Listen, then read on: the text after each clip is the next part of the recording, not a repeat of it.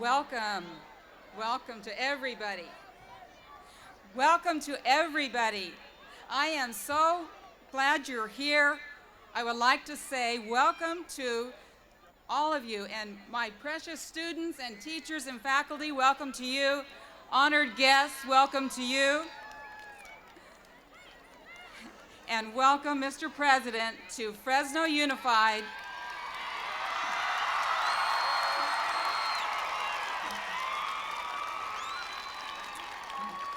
And to Daly Elementary School.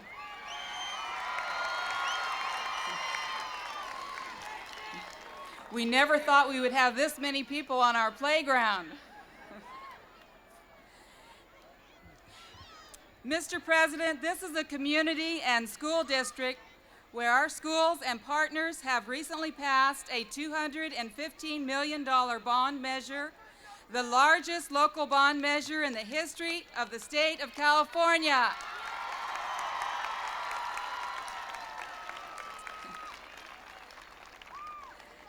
This district is successfully implementing the USI, a math, science, and technology initiative. We have launched a powerful literacy program, are embracing Goals 2000 and school reform, where students are living up to our high expectations and are succeeding.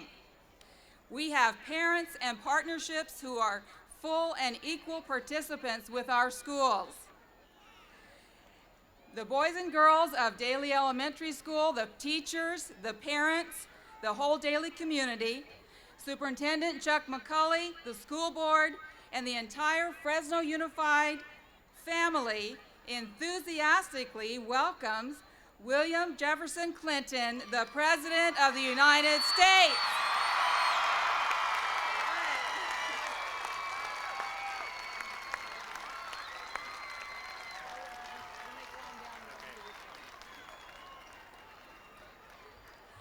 It is my pleasure at this time to introduce to you a dear friend of education, our Congressman, Representative Dooley.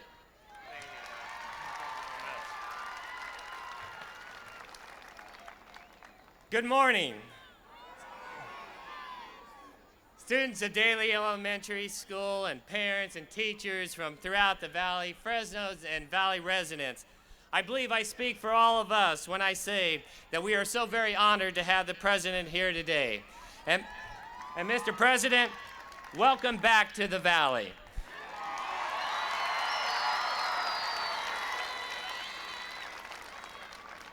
And I can take special pride that President Clinton is the first president in the history of this country to come to the Valley twice.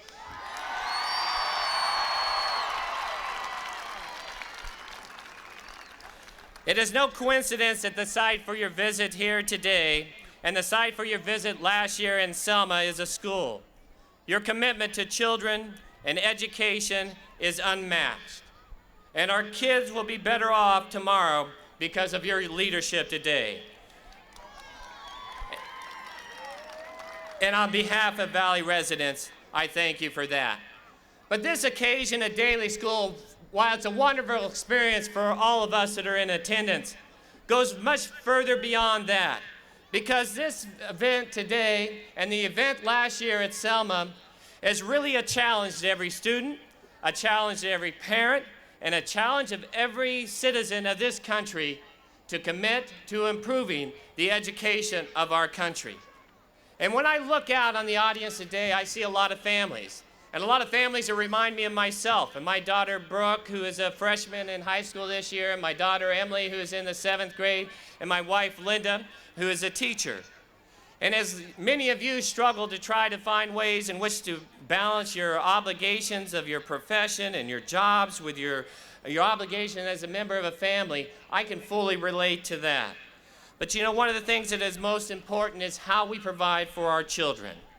And during the first term of Mr. Clinton's been in office, he has done more to advance a number of important education initiatives than in the history of our country.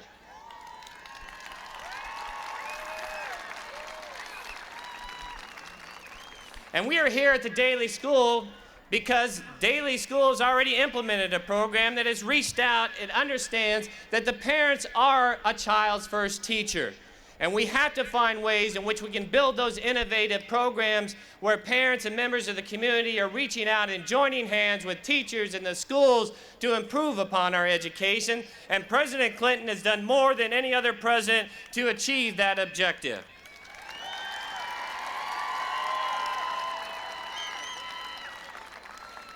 Mr. President, we are very pleased to have you at Daly Elementary School, and it is a special place. And the reason it is special because of two people that I am delighted to introduce to you today. First, Deborah Manning. Deborah is a teacher at Daly Elementary, and she established such a record and such a terrific record of working with students that parents and students alike struggle to get into her class. And she also understands that education doesn't end just at the elementary school, because she's also a professor at Pacific College. Her focus is on literacy, and children's literature makes her an important part of what makes Daly such a terrific place. And her love of children is what makes her one of the most popular teachers in town. I would also like to introduce Cheyenne Linhoff. And she is the kind of student that parents and teachers at Daly can brag about. Cheyenne is in the 6th grade, and she's nearly a straight-A student. Cheyenne believes that her success is a result of being challenged and encouraged by parents and teachers at every level of their education development. And she also understands that in order to be successful, you have to contribute not only at your school, but you have to contribute to your community. And Cheyenne is providing a terrific example and model for all of us, and that as a 6th grader, she's already volunteering and tutoring kindergartners at her church's day school. And we all ought to try to join her in that effort.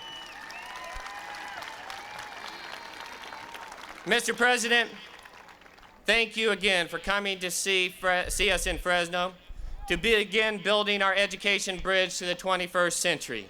It is now my pleasure to introduce Deborah Manning and Cheyenne Linhoff.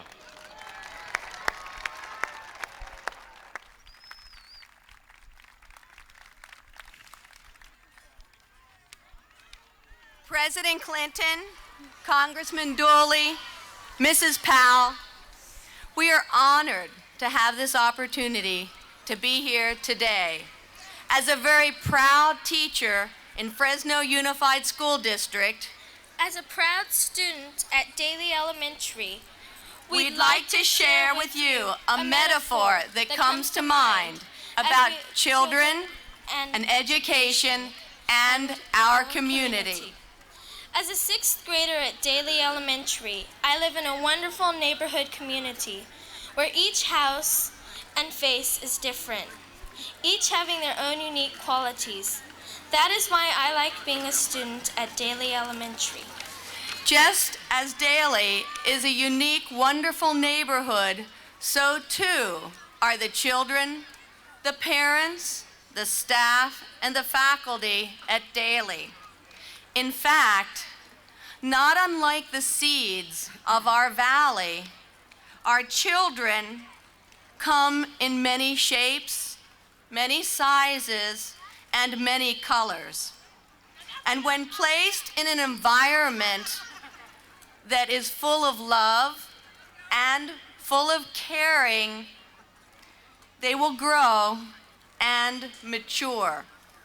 Just like a seed, in its own time and special, unique ways, it will bloom into a beautiful flower. All children, when treated with respect and tended with love and kindness by the entire community, will, like the flowers of the valley, grow and bloom into beautiful and unique people. All children are learners and need to be respected for their gifts they have to offer. Yes, President Clinton, it does take a village to raise a child.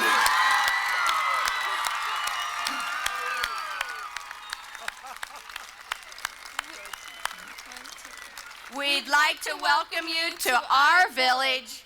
It is our honor and privilege to welcome you to our community. Ladies and gentlemen, the President of the United States of America, Clinton! We are building the bridge, one small stone at a time, with a lot of love and some help from above, from your heart to mine. Thank you. Thank you. Wow. Well, thank you so much. Thank you. Thank you for being here. Thank you for your wonderful signs. Thank you for making me feel so welcome. Thank you, Doc Powell.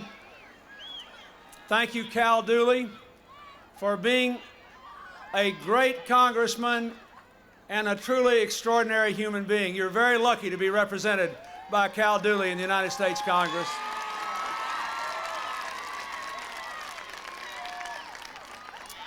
Thank you, Debbie Manning, for devoting your life to teaching. Thank you, Cheyenne Linhoff, for being such a good representative of the young people of today and the future of America. You both made me very proud, and I can't wait to tell Hillary that you did say it takes a village. Thank you. I know there are a lot of schools here today and a lot of students represented, not only here from Daly, but also from Fresno High, from Wawona, Tenaya Middle School, Powers Ginsburg, Edison Computech, Edison High, Muir and Holland. Thank you all for being here. I want to thank the people who provided our music, the McLean High School Highlanders, the Hoover High School Marching Band, the Roosevelt High School Mariachi, the McLean High School Marching Band, the Raisin Babies Jazz Band. Thank you all very much. Thank you. I am delighted to be back in the Valley. I did not know until Cal Dooley told me on my way over here this morning. Cal and I were in the car, and he said, "Do you realize that no president has ever come to the Valley twice in one term?" And I said, "I have a hard time believing that. What were they thinking about? I've had a good time here, and I'm glad to be here."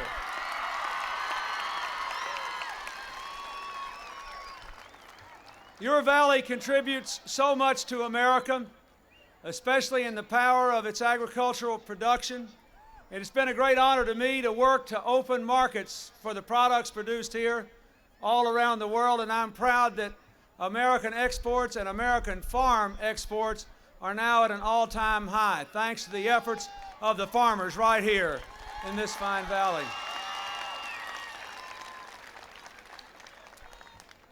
I understand we are also joined here today by some members of our Olympic champion softball team, all from Fresno State.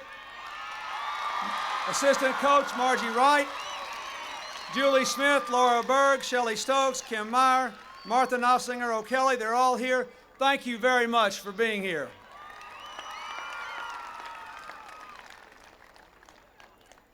Ladies and gentlemen, and boys and girls, I want to talk to you today about what you're doing here and what we have to do as a nation to give our children the best education in the world. Just this month, as you can see from the extra buildings around here, the largest group of children in the history of America began school. The largest group of children ever, the first class of American children to be bigger than the biggest of the so-called baby boom classes. The education that you receive today will determine the kind of country we live in and the kind of people we are tomorrow. We must say to ourselves, to our children, and for our future, we will expect and receive the highest standards from our students, our teachers, our schools, and all of us who have a responsibility to lift them up and support them. You know, our country has had an interesting 4 years. I have pursued a straightforward strategy that I believe in very much to help all of you go into the 21st century with every person that was talked about in the introduction, without regard to their race, their religion, their ethnic group, their background, where they start in life, every person having a chance to live out their dreams and live up to their God-given potential. The strategy is opportunity for everyone, responsibility from everyone, and an American community where everyone has a place, plays a role, and we all grow stronger together. And I believe that is the key to realizing our dreams in the 21st century. If you look at where we are today, compared to where we were 4 years ago, this strategy is showing some results. We have the lowest unemployment rate in 7.5 years. We have 10.5 million new jobs. We have almost 4.5 million new homeowners. We have a record number of new small businesses starting in our country, and every year, record exports. The deficit has been cut in all 4 years for the first time since before the Civil War. We are moving in the right direction. There are 1.8 million fewer people on welfare. Child support collections are up 40%. In October, 10 million hardworking Americans will get an increase in their minimum wage, and all small business people will get tax cuts when they invest more in their businesses or when they buy health insurance, and it'll be easier for them to take out retirement plans for themselves and their employees, and for people to keep their retirement from when they move from job to job. 12 million Americans have taken advantage of the family leave law when a baby was born or a parent was sick to keep their job, not lose it, and take care of their families. This country is moving in the right direction. The Kennedy-Kassebaum health care reform bill made 25 million Americans eligible to get or keep their health insurance by saying you cannot be denied health insurance because somebody in your family has been sick or because you have to change jobs. That is a major step forward to strengthen the security of America's families. And as we go forward, particularly in this election season, I ask you to remember that what works in our political system is not asking who's to blame. What works is asking, what are we going to do together to make things better? And let's ask those questions and make this a season of ideas, not insults. We can lift the American people up. We can learn things from each other, and we can move this country forward. Yes, we should build a bridge to the 21st century big enough and strong enough for every single one of the children in California and the children in the United States to walk across. And I want you, each and every one of you, to help to build that bridge. Will you do that? We should build a bridge with a growing economy, with a balanced budget that keeps interest rates down but does not harm Medicare and Medicaid, our commitment to education, to research, to preserving our environment. We should build a bridge where all Americans take responsibility. The crime rate has gone down for 4 years now. We got to keep it going down for 4 more years, and I want you to help me do that. Let's support our police on the street. Let's support the DARE officers in the schools, preaching safe and drug-free schools.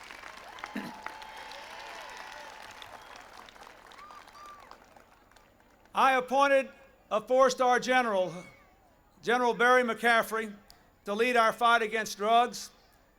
His last post in the military required him to do everything he could to stop drugs from coming into our country as the commander of all of our forces south of our border. Today he's in Los Angeles carrying on that fight, but that's everyone's fight, and everyone has to take responsibility for waging it. We should build a bridge to the 21st century where people can succeed at home and at work.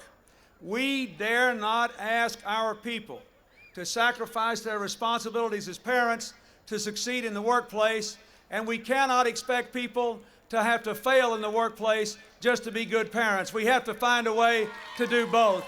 and we have to build that bridge to the 21st century. We have to build a bridge to the 21st century with a clean environment. Two-thirds of our toxic waste sites can be cleaned up in the next 4 years, all the worst ones. Let me tell you why that's important. We've cleaned up more toxic waste dumps in 3 years than were cleaned up in the 12 years before I became president. But there are still, listen to this, there are still 10 million American children living within just 4 miles of a toxic waste dump. That is wrong. Our kids should be growing up next to parks, not poison, and we need to build that bridge to the 21st century.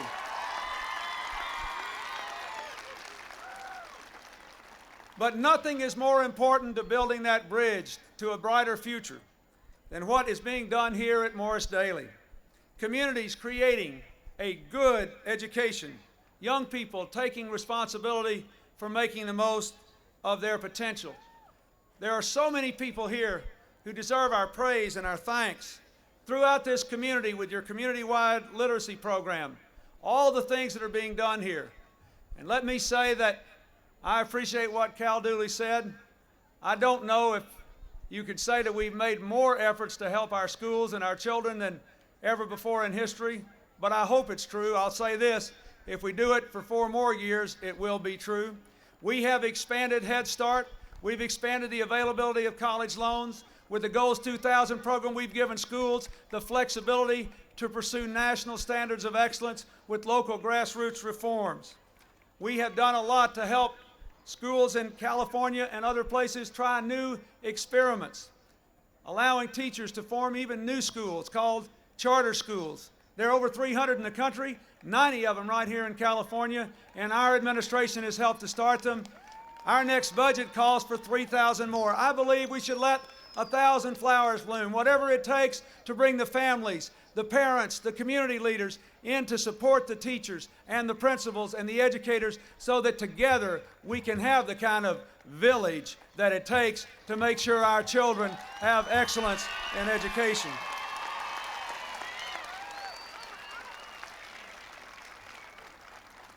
We should have higher standards. Every diploma should mean something. Standardized tests don't always work, but we can develop those which we give and which are passed as people are promoted so that you know that when you get a diploma, it means something. And I'd like to talk about just 3 other things that I think we ought to do. I am so impressed by the work being done here in literacy and by the work being done in this school. But you should know that in our country as a whole, partly because we have so many young people whose first language is not English, 40% of our 3rd graders still cannot read a book on their own. And one of the things that we ought to commit ourselves to as a country is to say, by the year 2000, every 8-year-old in America will be able to pick up an appropriate book and say, I read this all by myself.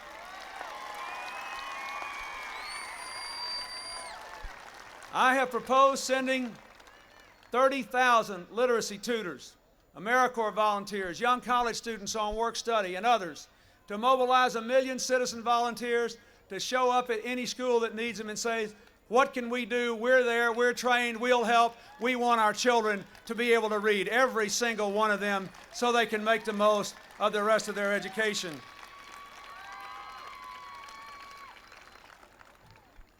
Second thing we ought to do is to make sure that every classroom in America, like Debbie Manning's class today, is connected not just with computers and software, but connected to the information superhighway, to the vast network of information that opens the whole world up potentially to every student in every classroom. Last March, the Vice President and I joined other Californians on Net Day, connecting 4,000 schools in one day. On October 12th, Californians again will come together to connect more schools. If in 4 years we can connect every classroom and every library in America to the information superhighway with adequate computers, good educational software, and trained teachers, for the first time in the entire history of the United States, every child from the poorest inner city school to the most remote mountain rural district, to the wealthiest schools in America, every child for the first time will have access to the same information in the same way, in the same time, at the same quality. It will revolutionize educational opportunity in America. That's a bridge we have to build to the 21st century.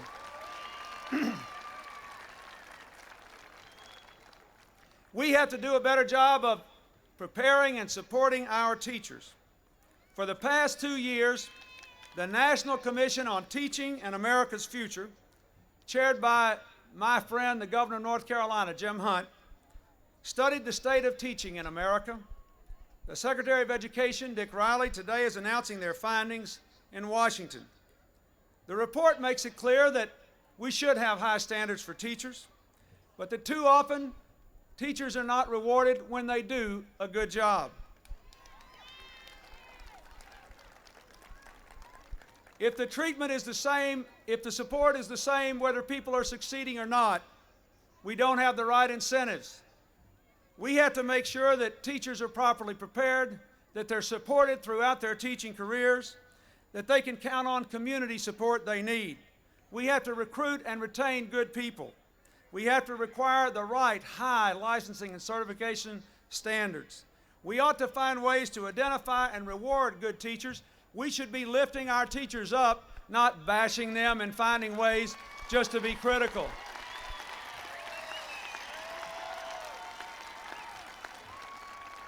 And when people should not be in the classroom, the removal should occur fairly but quickly with less expense than it does today. But the main thing is, if we had a system that supported all teachers, not just in the best schools with the best principals, not just in the best school districts with the best systems. If every community had parents and teachers and principals and community leaders working together, and every community said, high standards, yes, but people can meet these high standards. If we'll get out there and support them, this would be a better country, and we would have a better school system for all of our children.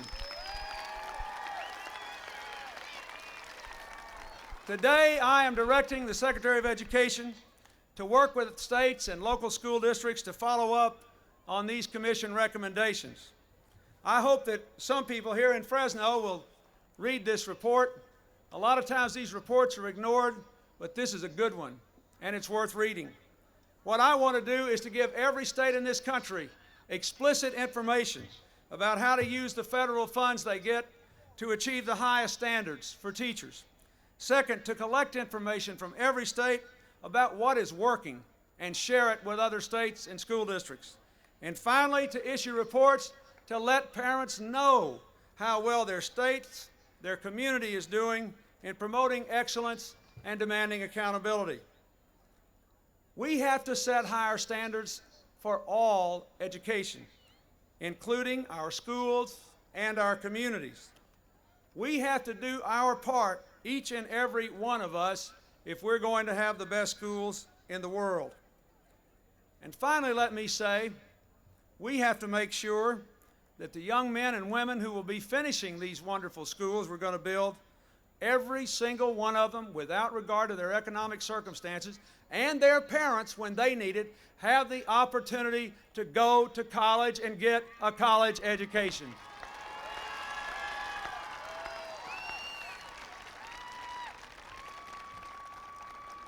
In the last 4 years, we have expanded college scholarships for needy students. We've reformed the college loan program to reduce the cost and improve the repayment terms so that you can never be charged more than a percentage of your income if you're in our direct loan program, and no one ever need fear going to college because they don't think they can repay that loan. We've got 50,000 young people working in AmeriCorps, earning money for college while they serve in their communities, but we have to do more. I want to make this commitment and ask you to share it with me. By the year 2000, we ought to make at least 2 years of education after high school the equivalent of a community college degree, just as universal in 4 years as a high school diploma is today. And we can do that. We should have a $1,500 tax credit which will cover the cost of community college education. a Hope Scholarship for every person in this country who needs it. If we would simply pay for this in the form of a tax credit, then literally we could say we are making community college education free for you if you're responsible enough to go and do a good job. It would be one of the best investments we ever made. For those who go on to four-year schools or graduate schools, I believe we should provide a tax deduction of up to $10,000 a year for the cost of tuition so people can afford to go on with their education. And I propose to let families with incomes of up to $100,000 save more money in an IRA and withdraw from that IRA without any penalty to pay for an education. That will help America open the doors of college education to all. And I might say, every penny of that tax cut is paid for in my balanced budget plan, dime for dime. We're not going to let interest rates go up. We're not going to let the deficit go up. We're not going to go back in the direction that got us in so much trouble before. We're going to educate America, build America, and lift Americans up through education, all Americans. Now think of this. Think of this. If we do all these things, we will reach our dream of a bright future for all Americans who are willing to work for it. An America in which every 8-year-old will be able to read, every 12-year-old will be able to log in on the internet, every 18-year-old will be able to go to college, every parent that loses a job will be able to go back and get a better education and move up, not down, in economic well-being. And that bridge to the 21st century will be big enough and strong enough for every single one of us to walk across together. Will you help me build that bridge? Thank you, and God bless you.